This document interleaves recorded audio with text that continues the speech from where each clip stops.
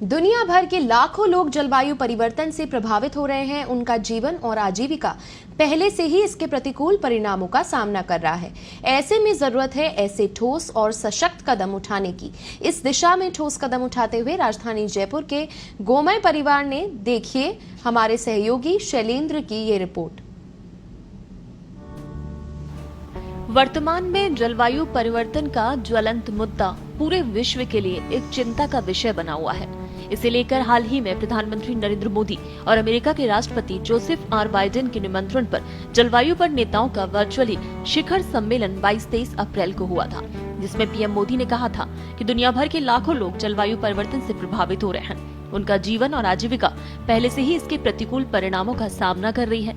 ऐसे में जरूरत है कि ऐसे ठोस और सशक्त कदम उठाने की, और इसी दिशा में ठोस कदम उठाते हुए राजधानी जयपुर के गोमय परिवार जुटा हुआ है, जिसने गाय के गोबर के साथ राष्ट्रीय मुद्दा बने पराली को मिलाकर गौकास्ट तैयार की है, जो न सिर्फ फैक्ट्रियों में बॉयलर के रूप में काम आ सकती है, बल्कि अंतिम संस्कार जैसे धार्मिक रीति रिवाज का भी प्रमुख हिस्सा बन सकती है।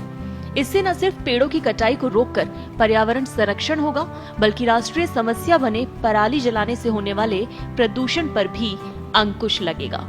गोमय परिवार के निदेशक डॉक्टर सीताराम गुप्ता ने गौकास्ट को लेकर पत्रिका से बातचीत की। हमारे साथ में गोमय परिवार के निदेशक सीताराम जी गुप्ता हैं। हम उनका स्वागत करेंगे। पत्रिका टीवी में आपका स्वागत है। नमस्कार साहब। जय गौ माता। जय गौ माता जी।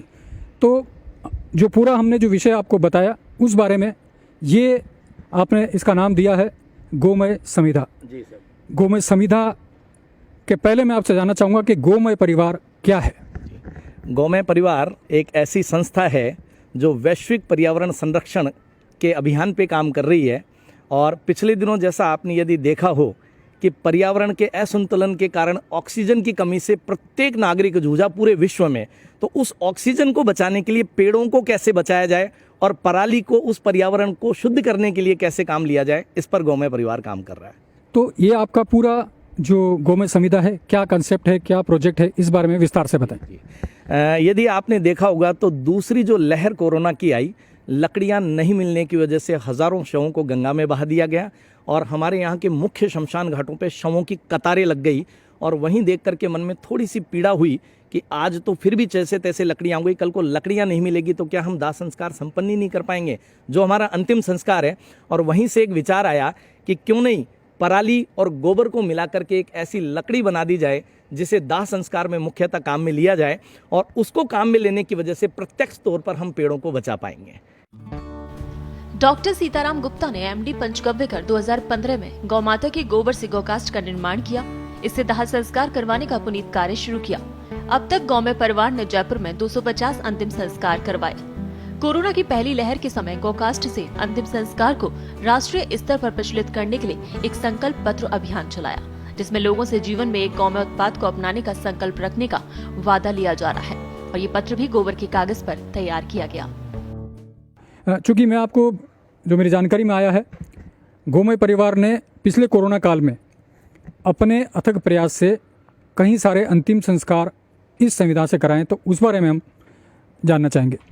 सबसे बढ़िया चीज़ ये रही कि हम ये कार्यक्रम करते हुए कोरोना काल में लगभग 250 से ज़्यादा दाह संस्कार इस गोमय समिधा से करवा चुके हैं।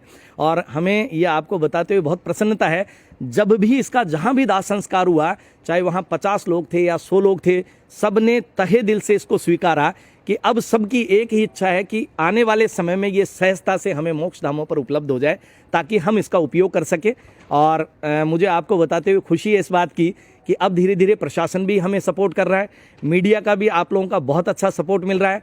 तो शायद, मुझे आशा ही नहीं अपितु पूर्ण विश्वास है कि बहुत जल्दी लोग इसे स्वीकारेंगे भी और पर्यावरण के प्रति सजग होकर के इसका उपयोग करके वृक्षों का रक्षण हम लोग कर पाएंगे।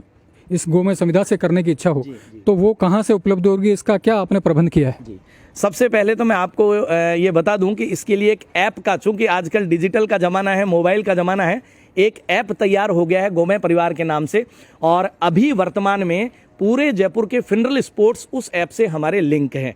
सिर्फ आपको डाउनलोड करना होगा गोमय परिवार, आप जाकर के प्ले स्टोर से, और जैसे ही उस पर बुकिंग करवाते हैं आपको एक रजिस्ट्रेशन नंबर मिलता है और ये लिंक मिल जाता है कि किस फिनरल स्पोर्ट आपके नियर बाई है। आप उस रजिस्ट्रेशन नंबर को जाके दिखाएंगे और आपको वहाँ संपूर्ण व्यवस्था मिल जाएगी। और जितने भी गरीब लोग हैं, मैं आपसे पुनः निवेदन कर दूं इस बात का, ऐसा कोई भी व्यक्ति जो आर्थिक रूप से बहुत कमजोर हो और सक्षम नहीं हो किसी भी तरह का खर्च करने में, गौमय परिवार की तरफ से उन लोगों के लिए ये सुविधा पूर्णतः निःशुल्क है। उनसे किसी भी तरह का कोई चार्ज नहीं लिया जाएगा। जयपुर में भी व्यवस्था क्या है, कितने शमशान गृह में ये सुविधा उपलब्ध है और आगे आपकी क्या योजना है? सबसे पहले तो मैं आपको बता दूं, जयपुर में लगभग 152 मोक्ष धाम है पूरे जयपुर में, और बड़े जो हैं, छोटे बड़े मिलाकर के, उनमें बड़े लगभग 35 से 40 मोक्ष धाम है, और लगभग 35 से 40 मोक्ष धामों पे हमने ये व्यवस्था सुलभ करवा दी है। अब सिर्फ एक कॉल पे, यदि एक भी कोई कॉल हमें करते हैं तो विदिन ए आवर, जितनी देर में वहाँ पर, और मान लीजिए वो उनको लेकर के पहुँचते हैं बॉडी को, उतनी देर में हमारी पूरी व्यवस्था वहाँ हो जाती है। उन सबसे टाई अप किया हुआ है, और अब 100 मोक्ष धाम हमने चिन्हित किए हैं जहाँ पे आने वाले समय में वहीं गौमय संविधा उपलब्ध होगी, वहीं उनको सारी फैसिलिटीज मिल जाएगी, ताकि उनको कहीं भी परेशान ना होना पड़े, भटकना नहीं पड़े।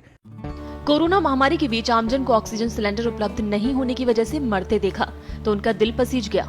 मन में पीड़ा उठी कि कुछ ऐसा किया जाए जिससे न केवल प्रकृति का संरक्षण हो, अपितु गौ माता का संवर्धन हो, किसान को संबल मिले और पशु पक्षियों का घर बार उजड़ने से बचे, और वैश्विक स्तर पर पर्यावरण संरक्षण किया जा सके। आपको बता दें, डॉक्टर गुप्ता जी ने पिछले साल गोबर के बने कागज पर एक पुस्तक लिखी है जिसे नाम दिया गया गौमय ज्ञान सागर। ये नाम के अनुरूप ही गौ माता के ज्ञान का खजाना है। अभी हाल ही में देश में पहली बार गौ माता के ज्ञान पर लिखी हुई इस पुस्तक को अमेजन बेस्ट सेलर के अवार्ड से नवाजा गया। ये हमारा सौभाग्य है कि जीवन में पहली बार ही पुस्तक लिखने का सौभाग्य मिला, और उस पुस्तक को विश्व की प्रथम पुस्तक बनने का दर्जा हासिल हुआ है, क्योंकि वो पुस्तक जो है देशी गौमाता के गोबर से बने हुए कागज पे दुनिया में पहली बार छपी है। हमारे एक मित्र हैं जो इसी गोबर से ही और कागज बनाने का कार्य करते हैं, और उनका पब्लिशिंग हाउस भी है। वहाँ मैं गया, भाई साहब से निवेदन किया, उन्होंने कहा कि चलिए एक बार अपन ट्राई करके देखते हैं, गौमाता की कृपा हुई तो हो जाएगा। और आप ये मानिए, गौमाता के आशीर्वाद से पहली बार में ही वो प्रयास सफल हुआ, और उस पुस्तक को गोबर से बने हुए कागज पे छपने का वो सौभाग्य मिला, इसलिए वो विश्व की प्रथम पुस्तक कहलाई है। डॉक्टर गुप्ता ने गहरा शोध और अध्ययन कर गोकास्ट में पराली का संयोजन करके गौमय संविधा के रूप में ऐसी लकड़ी तैयार की है जो विश्व में पहली बार बनाई गई है, और इस अनूठे प्रयास को केंद्र सरकार के स्टार्टअप इंडिया प्रोग्राम में चयनित किया गया और MNIT के MIIC परिसर में ऑफिस के लिए स्थान उपलब्ध कराया गया। ये थे हमारे साथ में गौमय परिवार के मुखिया निदेशक सीताराम गुप्ता जी, जो बता रहे थे कि किस तरह से पराली और गोबर से मिलाकर ये गौमय संविधा बना रहे हैं। तो जयपुर ने तो पराली का विकल्प, प्रदूषण को रोकने का विकल्प ढूंढ लिया है। अब देखना यह है कि क्या यहाँ का प्रशासन, राज्य सरकार और केंद्र सरकार इस प्रदूषण को रोकने के नए विचार को, नई सोच को अपने यहाँ पर जगह देते हैं, और क्या हमारा देश इस नए विचार को साथ लेकर चलता है। मेरे सहयोगी संजय शर्मा के साथ शैलेंद्र शर्मा, बस्सी, जयपुर।